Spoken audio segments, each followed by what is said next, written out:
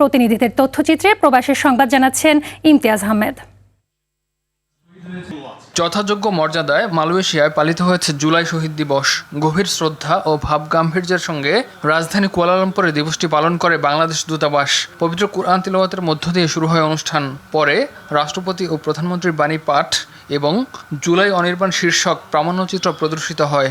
আলোচনা পর্বে high commissioner Manjurul Karim Khan Chowdhury জানান, জুলাই শহীদ দিবস জাতীয় জীবনে এক নতুন দিগন্তের সূচনা করেছে। এ সময় জুলাই আন্দোলনে শহীদ আবু সাঈদের পিতাকে অনুষ্ঠানে ভার্চুয়ালি যুক্ত করা হয়। বক্তব্য দেন প্রবাসী বাংলাদেশি কমিউনিটির নেতৃবৃন্দ ও বিশিষ্ট ব্যক্তিবর্গ। শেষ পর্বে জুলাই অভ্যুত্থানের সকল শহীদের রুহের মাগফিরাত, আহতদের দ্রুত সুস্থতা কামনায় বিশেষ মোনাজাত করা হয়। সৌদি আরবের রিয়াদে প্রবাসী সাংবাদিকদের সঙ্গে মতবিনিময় সভা করেছেন রাষ্ট্রদূত মোহাম্মদ দেলোয়ার হোসেন। বাংলাদেশ দূতাবাসের সম্মেলন কক্ষে অনুষ্ঠিত সভায় পাসপোর্ট জটিলতা, অপহরণ, গুম খুন, চাঁদাবাজি, ডাকাতি সহ প্রবাসীদের স্বার্থ সংশ্লিষ্ট নানা বিষয়ে আলোচনা হয়। পাসপোর্ট ও কনসুলার সেবা সহজতর করতে দূতাবাস 24 ঘন্টা কাজ করার পরিকল্পনা হাতে নিয়েছে জানান রাষ্ট্রদূত। এ সময় উপস্থিত ছিলেন প্রেস সচিব মোহাম্মদ নুরুল আমিন।